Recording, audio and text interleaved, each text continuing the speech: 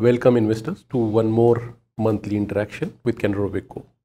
Uh, Let us look at what has actually happened through last 1.5 months in terms of key events, both globally and locally. On global side, of course, the key event was the ceasefire between Israel and Iran, driven by US intervention.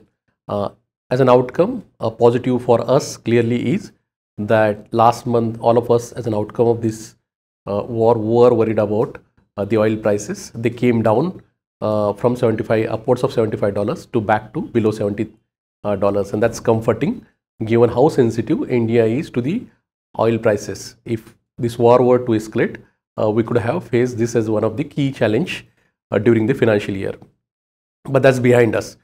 Apart from this, of course, the key trends globally are in US, the inflation and growth gradually both are undershooting the expectation as an outcome of the tariff related uncertainty that persists. On tariffs themselves, we will conclude the 90 days in next week of basically moratorium in a way on the tariffs, and then that will be a key actually data point to look for as to how it progresses from here. Our view for last 4, 5 months, 6 months since this entire tariff saga started has been consistent, that we think that eventually it will settle at anywhere between 10 to 15% for friendly countries and anywhere between 20 to 40% for countries who are hostile to US. And predominant reason why we have been actually of that opinion is that you can't overnight change the supply chains and value chains that have been developed over last 30, 40, 50 years. So that's on tariffs. One more actually theme that is coming to fore is clearly NATO is actually planning to increase the defense spend, particularly the European countries, to 5% of budget from basically roughly 2.5% or below 2% where they were as a basket, and that's a big expenditure that is likely to happen over next 5 years. So those are 2-3 critical aspects that clearly had developments on global side. One, of course, tariffs. Second, Israel-Iran war and its outcome for and its impact for oil prices. And lastly, the defense-related basically spend increase, likely spend increase over next few years as compared to last 30 years from NATO countries, which will be a big driver for a lot of industrial companies globally and locally. Coming to based on the events that have been happening on global side, the key takeaway for us, and we have actually repeated that for last 3-4 months, are number one, basically in an uncertain environment where there is so much of uncertainty around geopolitics as well as the tariffs, you are going to have growth moderation, which is what we are experiencing even in US and other geographies, which will have negative basically trade impact on us as well in India. Key takeaway number two, clearly that given the way US actually is running its policies, they run a risk of actually their FI investors or global investors looking towards the other developed countries and emerging markets from a capital flows perspective or capital allocation perspective. US has been single-handedly the largest capital flow beneficiary over last 10-15 years. It looks like to us that directionally it might start changing towards the other countries gradually. Of course, the biggest beneficiaries would be developed countries like Europe and Japan, but the rest of the emerging markets who do well on bottom-up basis are also likely to be beneficiaries. And we'll come back to this when we speak about India. So clearly, from a flows perspective, capital flows are likely to be away from US and towards the emerging markets directionally, not necessarily in a month or two, but from next 3-5 years perspective, if the US policies persist. Third, given the growth moderation that we are seeing across and the supply chain disruptions that we are seeing across, clearly the commodity prices, despite the supply chain kind of challenges, is likely to remain muted. Those are the key 3 takeaways from the global perspective for us as equity investors in India. Now, if we move back to domestic macro first and then earnings, from a macro perspective, as we have been saying, that the macro remains extremely healthy. We had cyclical slowdown last year, which is also actually recovering.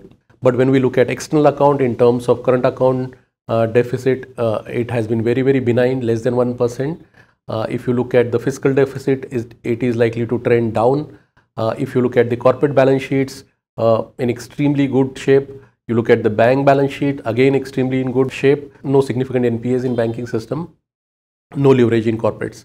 Real estate again remains in a decent shape in terms of balance sheets and sales numbers. So when we look at this macro from a balance sheet perspective, I think it's in an extremely good shape. Of course, the challenge has been there is a little bit of a slowdown in terms of growth, little bit of moderation in growth over last few quarters, and it flows from top line. And when we look at this slowdown, again we alluded last time also that last year's slowdown was a cyclical slowdown within a structurally constructive economy that we are in. And why we say that? Because structurally balance sheets are in good shape, so we shouldn't have a structural slowdown. You got cyclical slowdown last year predominantly because of two reasons. Because the liquidity tightening that happened as an outcome of rupee depreciation, as well as some of the RBI policies on credit side, as well as second, the government capex, which actually significantly decelerated during the election period. Both those things have reversed. The rural wages have started growing up. The domestic liquidity now has moved back to roughly 3 lakh crore rupees as we see the last numbers. The RBI administrative policies on unsecured SME, MSME, credit card loan is becoming little more benign. The government's capex has come back with full force over last 3, 4, 5 months. And you have basically the rural economy generally doing little better than the urban. You have state and central policies which are gradually gravitating towards revenue expenditure along with the capital expenditure. All these things bode well from a basically cyclical growth reversal perspective. Of course, the challenge remains that over last 3 years, 4 years, 3 to 4 years, the government, central government, real estate were the predominant drivers of the above average growth. And as those two components of the economy actually moderate to roughly nominal GDP growth rate, you need basically incremental drive to come from either private capex or private consumption. Our sense, based on what is happening in the economy, it looks like the private capex will grow at 8-10%, which is what it has been doing.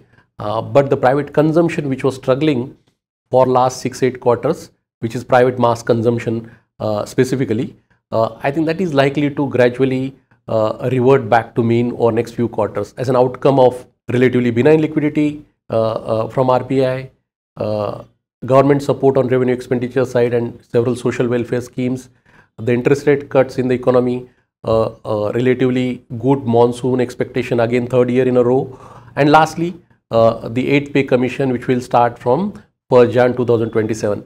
So combination of all these things, we see that the mass consumption part of the market, which was suffering, is likely to gradually start recovering. That's how we are looking at it. Structurally still constructive. Of course, your growth rates might remain probably lower than last 3 years till the time you have private consumption or private capex actually overshooting, which is not the case as of now. Additionally, for the last quarter and financial year 25, in terms of earnings, there has been divergence. The earnings have been predominantly relatively resilient or strong in segments like consumer discretionary X of auto, real estate, industrials, hotels, hospitals, pharma, telecom, aviation. These are the spaces where generally the earnings growth has been either average or above average, whereas you have spaces like FMCG, you have commodities, you have oil and gas, and you have basically IT, which are the spaces where the earnings growth generally has been below expectation or muted for last financial year and even 4th quarter. Within financials, of course, which is given that it is a large part of the market, the non-banking financial services as well as the capital market plays have been generally the companies where the earnings growth has been more superior to the banking sector in general, pure banks in general. That's on earnings. Coming to valuations, in last few months, since the bottom was formed at the start of March, the market has moved up anywhere between 15 to 30% based on the index that you are looking at. And as that has happened, a lot of margin of safety has been taken out. When we look at market today, Nifty is already trading at 20 times financial year 27 earnings growth. Earnings, mid caps and small caps are trading at upwards of 25 times 1 year forward PE based on the consensus numbers.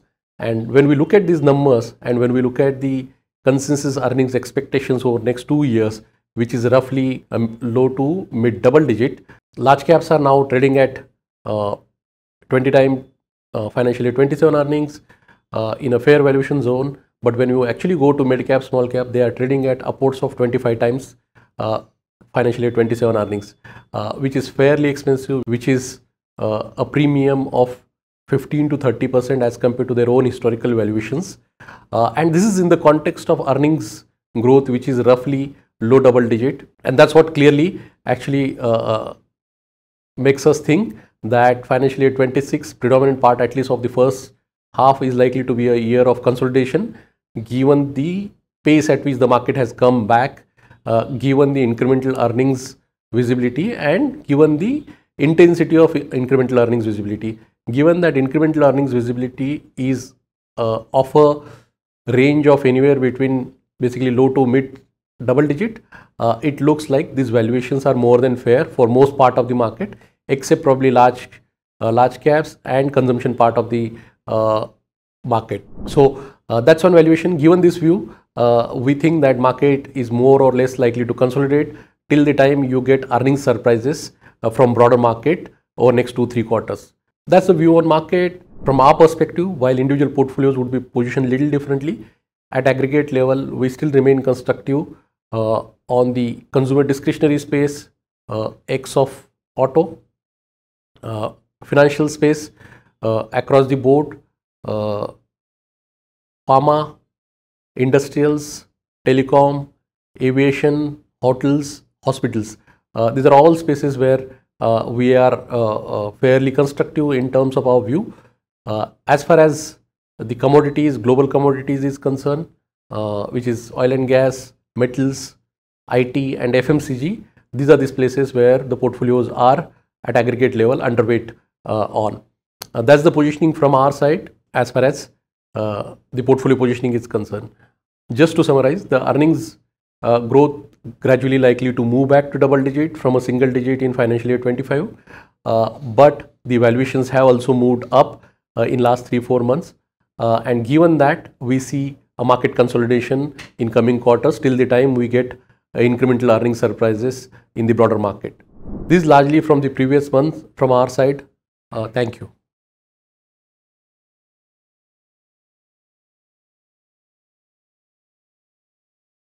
Mutual fund investments are subject to market risks. Read all scheme-related documents carefully.